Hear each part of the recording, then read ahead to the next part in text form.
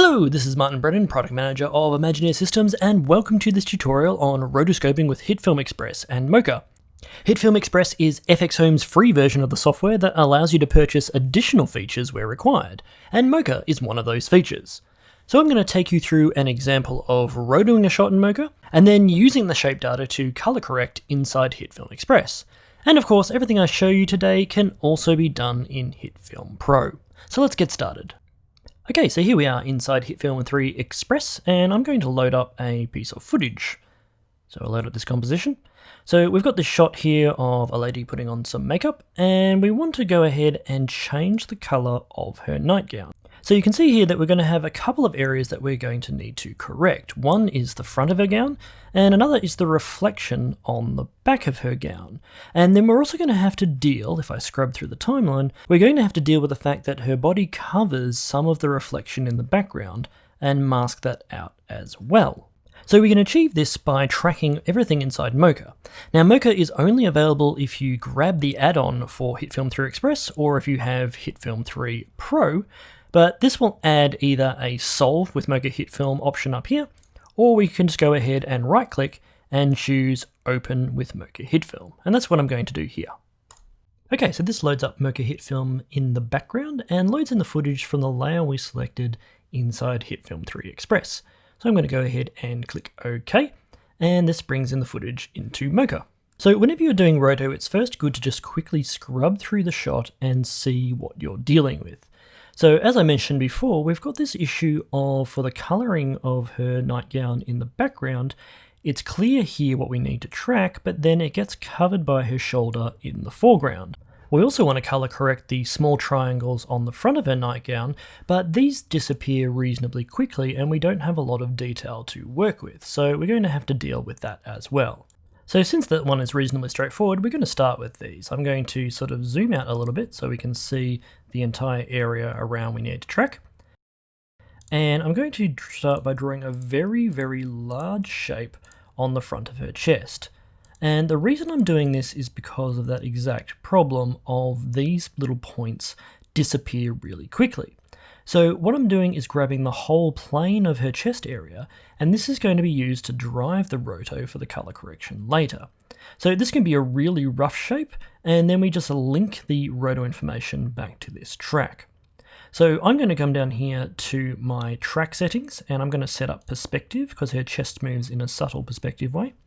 I'm also going to track the minimum percentage of pixels used to about 90, just to make sure that I get a lot of useful information. So the higher this value is, the more accurate your track is, and the lower this value is, the faster your track is. But generally, you want to go for accuracy over speed. You can also see that I'm avoiding her hand here so it doesn't throw off the track.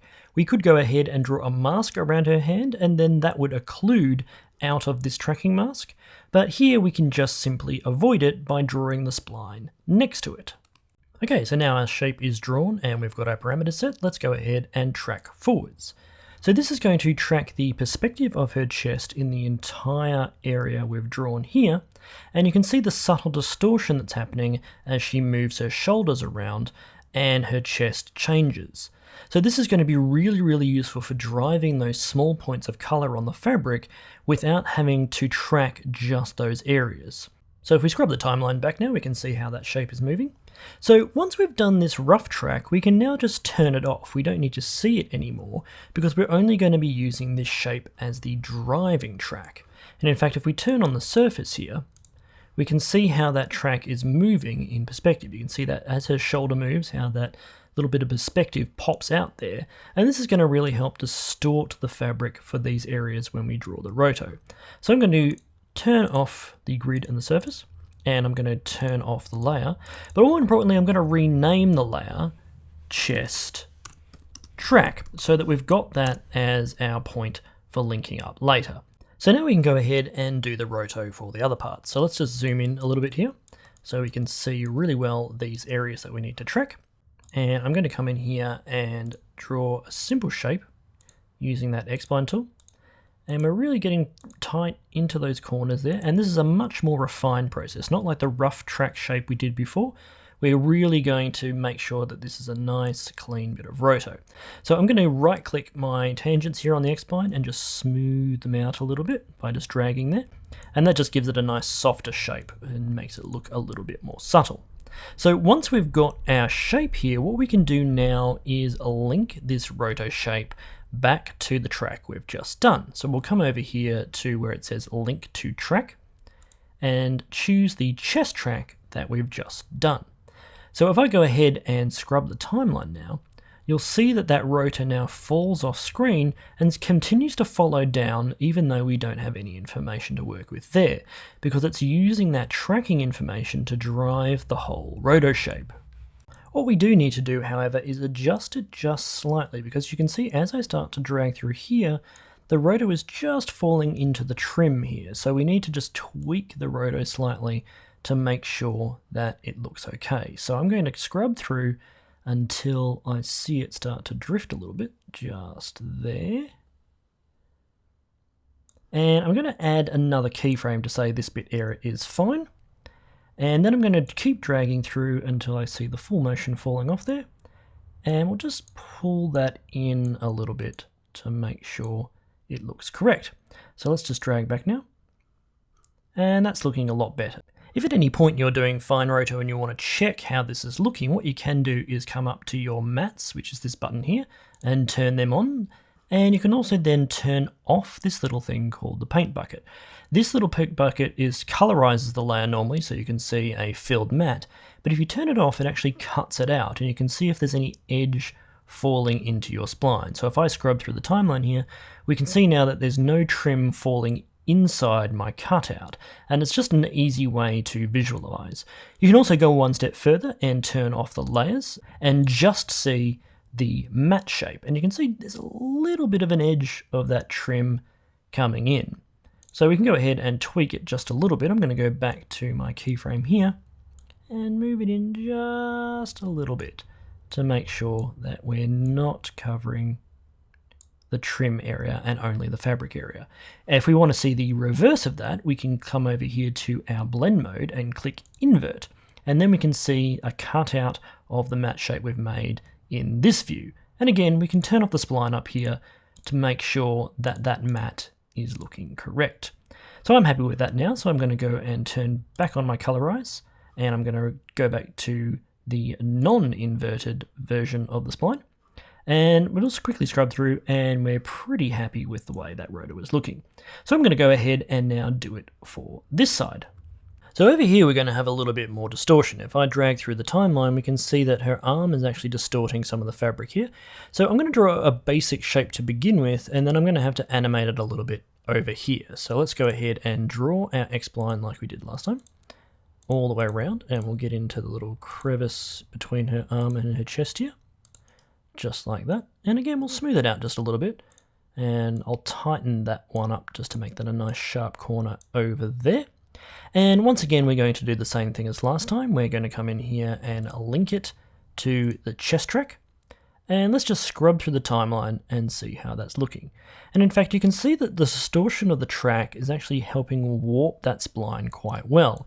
But we've got a little bit of work to do over here. So let's go ahead and fix that now. Before I continue, I'm going to actually name my layers. So I'm going to name the previous layer front left, because that's her left side, and front right. So we've got those labeled, and so they'll be easier to find later when we bring them back into HitFilm. So now let's quickly just scrub through and find where we need to start distorting. So around here, we're still good. So I'm going to again add a keyframe for that spline area here so that we know that this bit is locked off nicely and working correctly. So let's move forward, and we can see here that we've only got a little bit of work to do here. We've just got to push these few spline points out here to change that fabric. So let's move across to about here, and I'm going to move this spline point over, and the same with this one. And we'll bring that out just to maintain the approximate shape. So let's just scrub back and see how that's looking.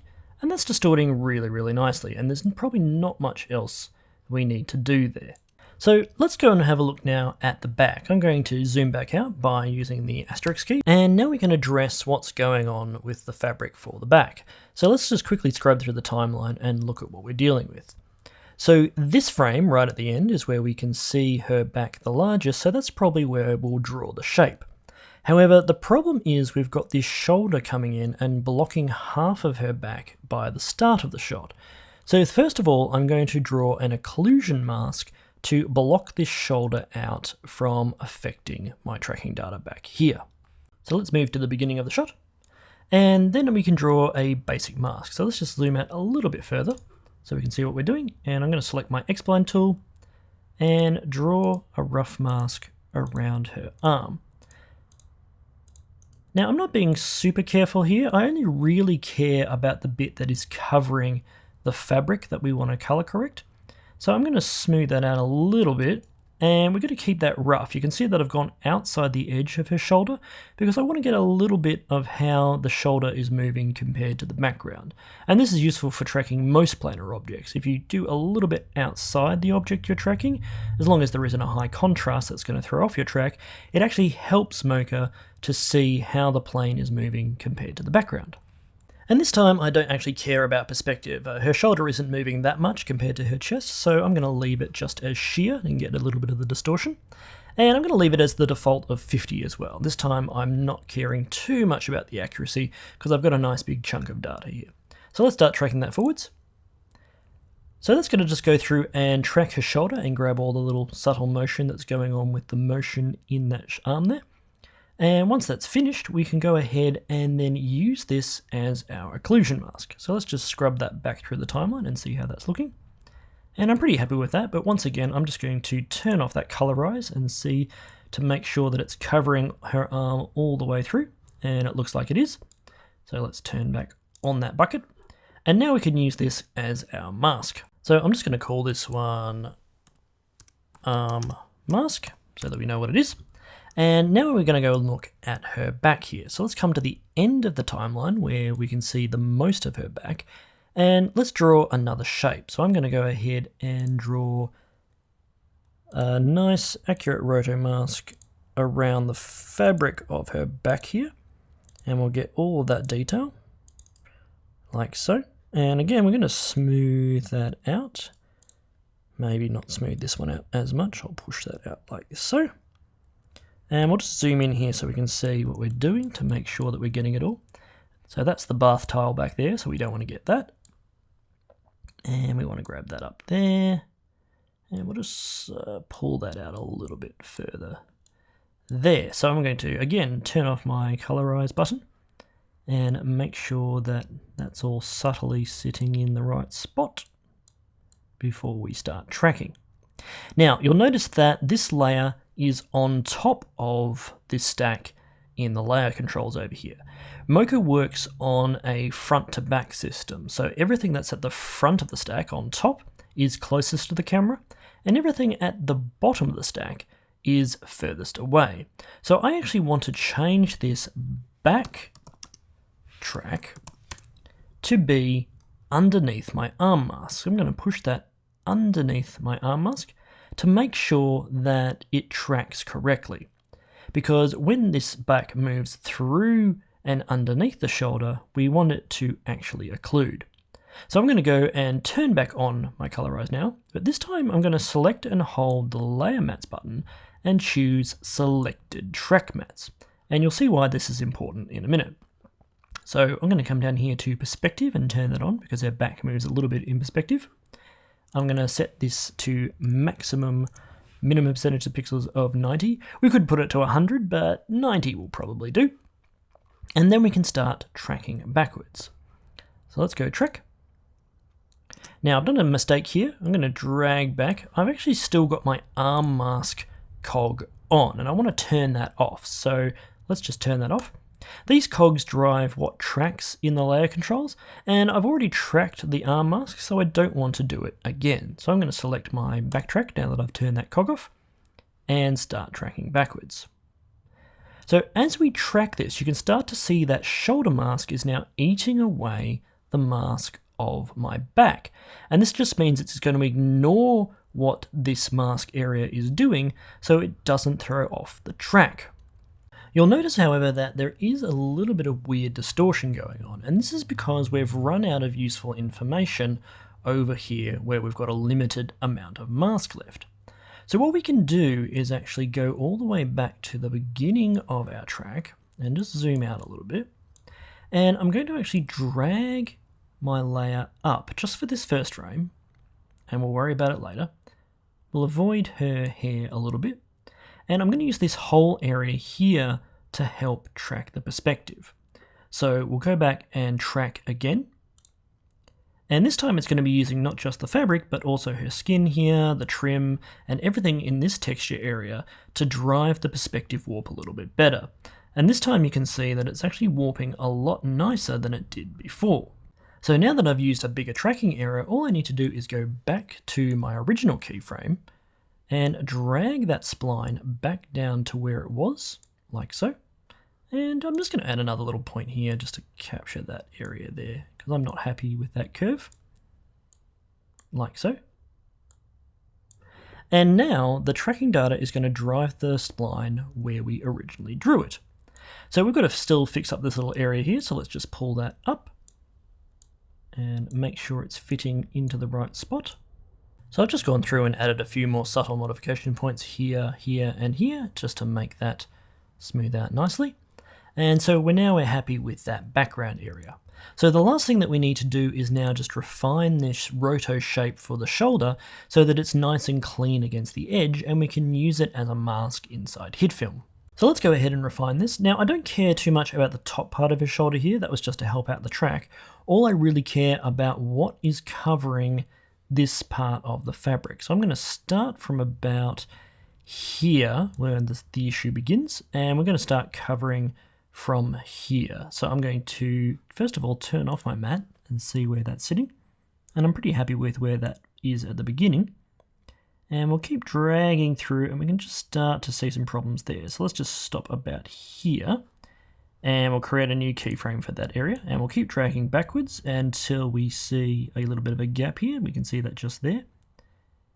So let's move that in a little bit and make sure that's still looking okay. Yep. And keep dragging through, and we'll pull in this side here so that it covers that area correctly. And we'll just keep on tweaking until it looks okay. Okay, so now that we've tweaked that arm mask and we've got our other mask, let's just have a look at all of them in sequence. So I'm going to come back to my matte button, select it and choose all mattes. And now we can just see how all of those mattes are looking for our final composite. So our fabric ones on the front are looking okay, the back one is looking okay, and our mask is looking okay as well. So we can now go ahead and export all these in one go and then use them to composite in the color correction. So to do this, all we do is come down to Export Shape Data, and in here we choose all visible layers, not just selected layer, otherwise we'll only get the one that's currently selected. And when we choose all visible layers, we want to make sure that the things that we don't want are turned off. So the chest track, for example, that we did to drive the front parts of the masks has been switched off in the visibility. So only these 4 ones with the eyeballs turned on will export with this layer. So I'm going to go ahead and click Save, and I'm going to overwrite the nightgown file that I've already got here and click Save. Yes, we'll overwrite that. And now we can go back to HitFilm and import the composite shot. Okay, so back over in HitFilm, we just need to now import our composite shot. So I'm going to right click my media area and choose Import Composite Shot from the right click menu. And under here we've got our nightgown option, so we'll double click that. And this brings in our various parts of our masks that we rotoed out inside Mocha. So we can now use this file in a number of ways. We can either drag this composition into our original composite shot that we were working with, or we can just use the imported composite shot to build up our final composite. And that's what I'm going to do here. I'm just going to grab my original source material and drag it to the bottom of my layer stack. And now all of my composited mask layers are on top of that source. Now I'm going to move a couple of things around. I still want my arm mask to be in front of my backtrack, so this composite stays the same. But I actually want my front parts of the nightgown in front of everything else, because that's technically what they are. Because I don't want the shoulder mask that we made, which is actually quite large, to cover up any of the fabric down here. So now that we've got our layout set out, let's actually go ahead and apply some effects. So what I'm going to do is first of all select my front left layer and come up to the Effects panel and choose Color Correction and Hue, Saturation and Lightness. And I'm just going to drag this down to my front left one. And this loads up in my controls over on the left here. So let's just twirl that one down. And I'm going to choose the Master. And I'm going to switch the saturation quite low. And I'm also going to bring the lightness down to make this sort of a dark nightgown rather than a light one. So we'll go about there, about -30. And I'm going to actually also soften the edge a little bit because it's a little bit harsh in here. So I'm going to come into my front left layer, choose my masks, come through splines, shape, and choose the feather strength. And we'll just drag this up a little bit. And about 5 pixels is probably going to do the trick. So let's just choose 5, like so. And that's a nice softer edge now on that effect. So now I can go ahead and copy the same effect over to my front right area and do the same for the spline. So let's just twirl down the masks, go to the spline. We'll set a feather strength of 5, and we'll drag through and see how that looks. So far, so good. And finally, we want to do it for that back area. So let's go back to the backtrack, paste in the effect to get the same color. And I might actually soften this spline out a little bit further. So let's go to the spline, grab the feather strength, and we'll bring it up to about maybe 10 because it's a little bit more blurry in the background here. So let's just scrub through and see how that looks. So we can see again how that mask on the shoulder is covering the color correction now quite nicely. And we could probably soften out that a little bit as well, but I'm pretty happy with how that looks. So that's how you can use Mocha's tracking and roto to assist effects and color correction inside HitFilm 3 Express.